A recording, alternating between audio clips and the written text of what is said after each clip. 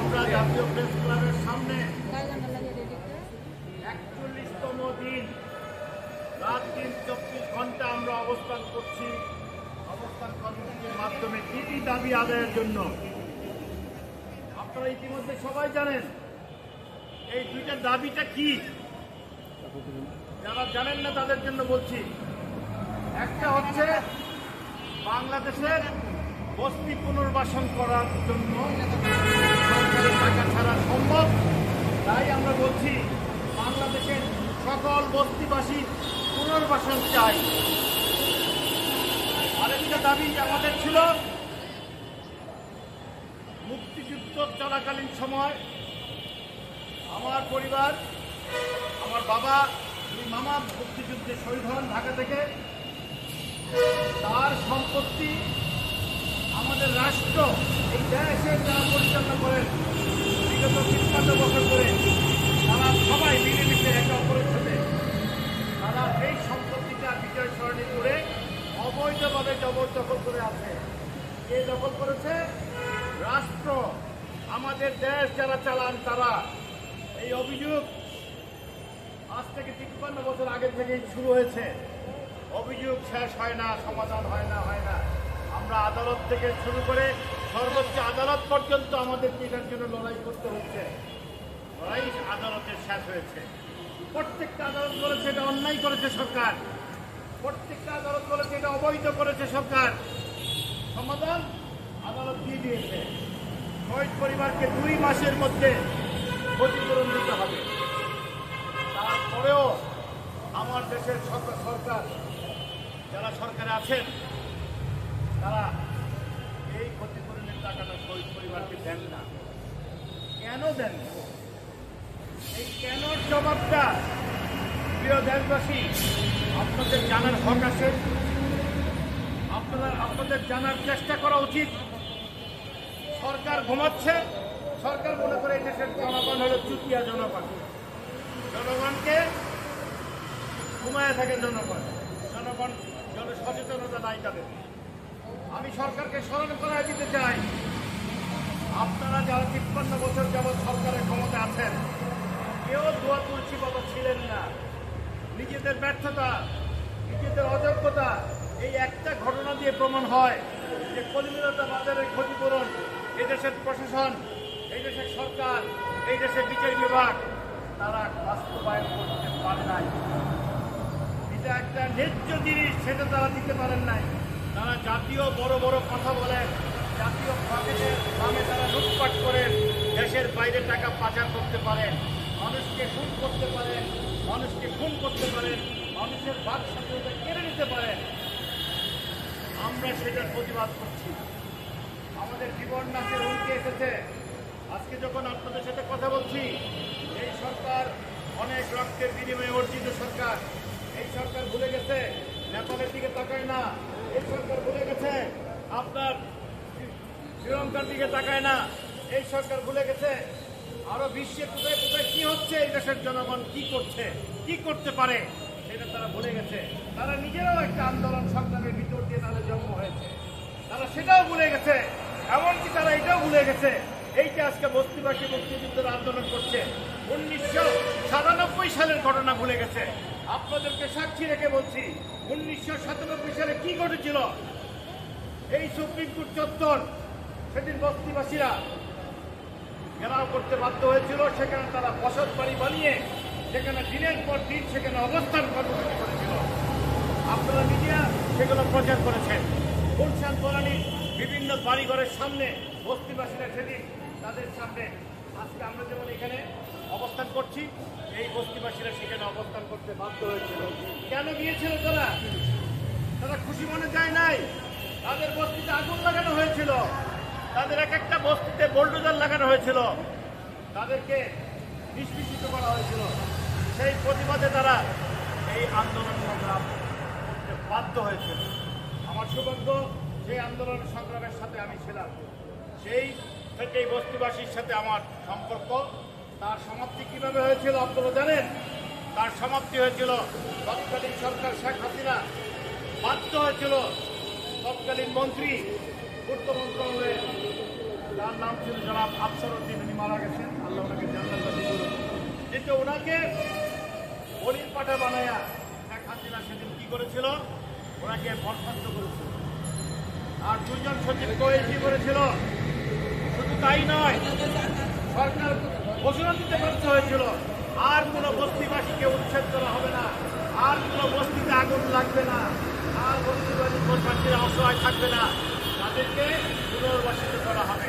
প্রিয় ভাই বোনেরা, দেশবাসী, আপনাদের কাছে আমি জানতে চাই, এরপরে বাংলাদেশে হাজার হাজার বস্তিতে আগুন লেগেছে কিনা, বস্তিবাসী মারা গেছে কিনা।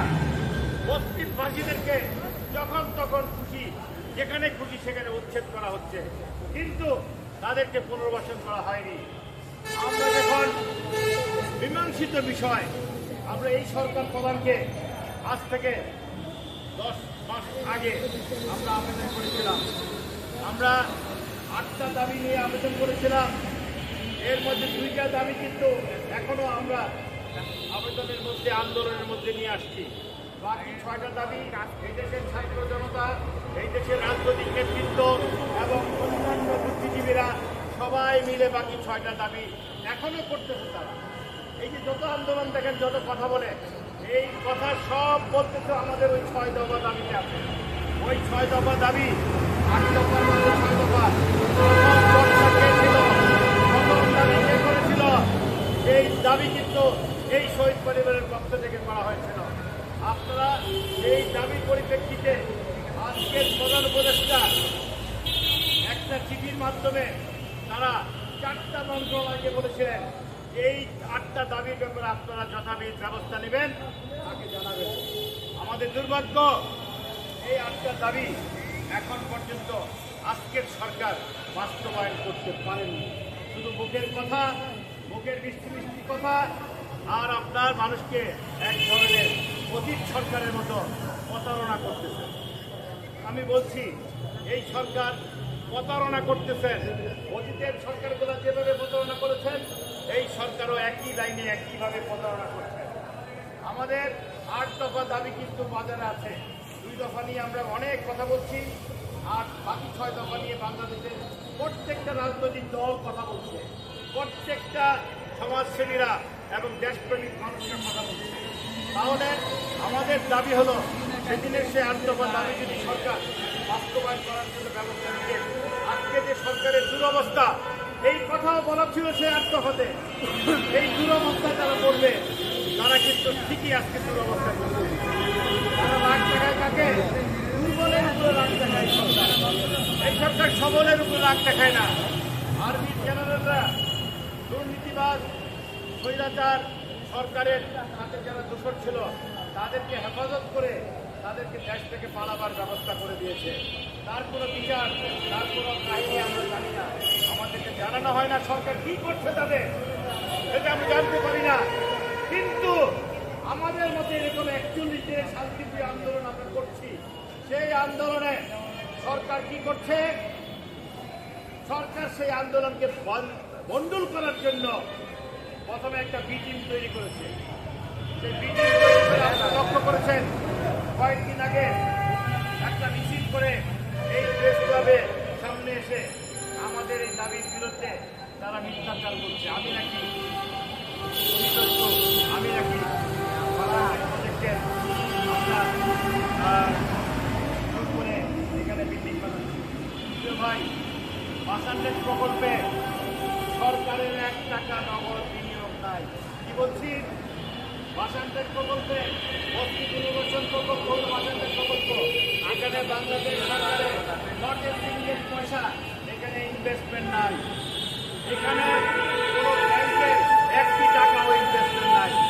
তাহলে প্রশ্ন জাগে, সরকার তার বিটিম দিয়ে এখানে তারা আমাদের এই আন্দোলনকে অন্যদিকে নিতে চায়। এই আন্দোলনে তারা ব্যর্থ হয়ে তারা কি করলেন? জনদাবির কাছে ব্যর্থ হয়েছেন। এটা কে করতেছে? সরকারের মধ্যে ভূমি মন্ত্রণালয় করতেছে। কেন করে তারা? তারা 10 সাল থেকে আমার বিনিয়োগকৃত এই প্রকল্পে লুটপাট করতে যা বলে, আমার ঘর থেকে আমি ওখানে পরিবার নিয়ে থাকতাম বস্তিতে, থেকে এই বাড়িঘর বিল্ডিং বাজার করে তারা আমার ঘর থেকে নগদ টাকা, স্বর্ণলঙ্কার থেকে শুরু করে সমস্ত সম্পদ গরু বাছুর থেকে শুরু করে পর্যায়ক্রমে লুটপাট করাইছে ভূমি মন্ত্রণালয়। ভূমি মন্ত্রণালয় সেখানে তাদের এজেন্ট নিয়োগ করেছে, সন্ত্রাসী নিয়োগ করেছে। আমার সিগনেচার যার করে তারা আমার নির্মাণকৃত ফ্ল্যাটে ব্যাকডোর দিয়ে তারা লক্ষ লক্ষ কোটি কোটি টাকা দিয়ে তারা কিন্তু সেখানে ওই অন্ত মানুষকে এখানে ফ্ল্যাটে উঠায় দিচ্ছে। এটা তারা পরম্পরা করছে, মানে এক সচিবের থেকে আরেক সচিব, এক উপদেষ্টা বা মন্ত্রী থেকে আরেক মন্ত্রী সবাই ভাগ বদল করে খাচ্ছে। তারা আজকে 41 দিনে একটি শব্দ উচ্চারণ করে নাই আমাদের এই কর্মসূচি নিয়ে। তারা কোনোদিন তাদের পক্ষ থেকে পরিষ্কার কোনো ব্যাখ্যা দেয় নেই যে 7 সদস্যের যে কমিটি প্রধান উপদেষ্টার নির্দেশের কারণে তারা বানিয়ে লোক দেখানো আমাদেরকে ঘুম পাড়ানি গান দেখাচ্ছেন। 3 মাসের মধ্যে তারা রিপোর্ট দেওয়ার কথা, সেই রিপোর্ট আজকে 9 মাসেও তারা প্রকাশ করছে না। তারা কিসের রিপোর্ট প্রকাশ করবে? তারা নিজেরাই তো দুর্নীতিবাজ, তাদের বিরুদ্ধেই তো আমাদের অভিযোগ। আমি প্রধান উপদেষ্টাকে বারবার বলতেছি, মাননীয় প্রধান উপদেষ্টা আপনি চুরকে কিভাবে বলেন যে তারা রিপোর্ট দেবে? ভাই আপনি দুদককে বলেন যে তারা ভূমি মন্ত্রণালয়ের বিরুদ্ধে আমাদের অভিযোগ কেন আসলো?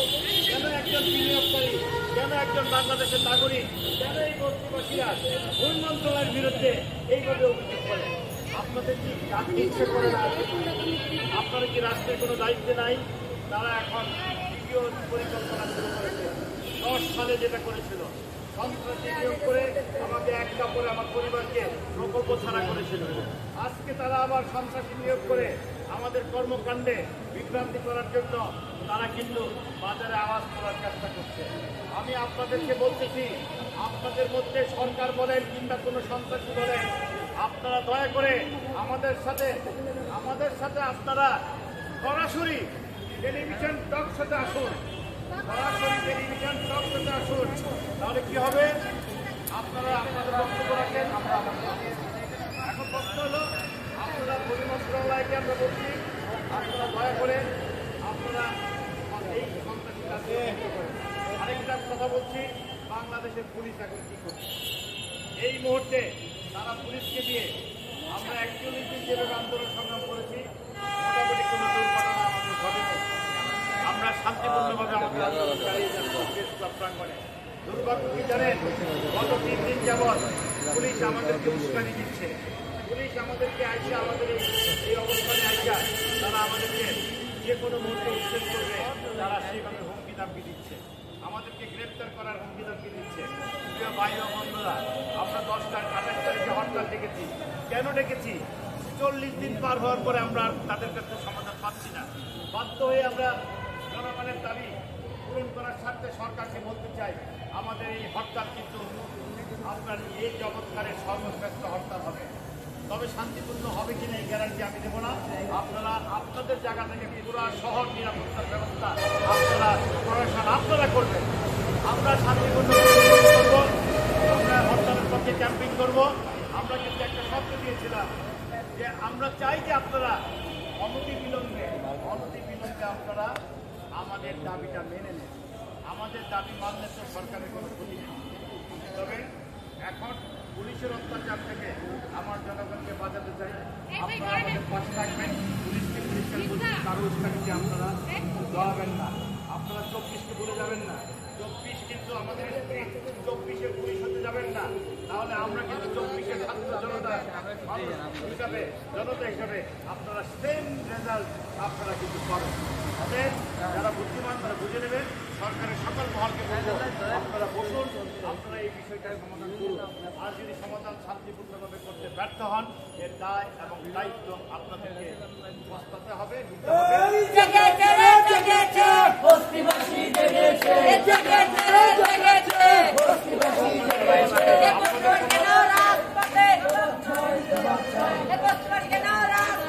জবাব চাই, জবাব চাই, জবাব চাই, জবাব চাই, জবাব চাই, জবাব চাই। মহিলাপতি সাইরাদে, মহিলাপতি সাইরাদে, মহিলাপতি সাইরাদে।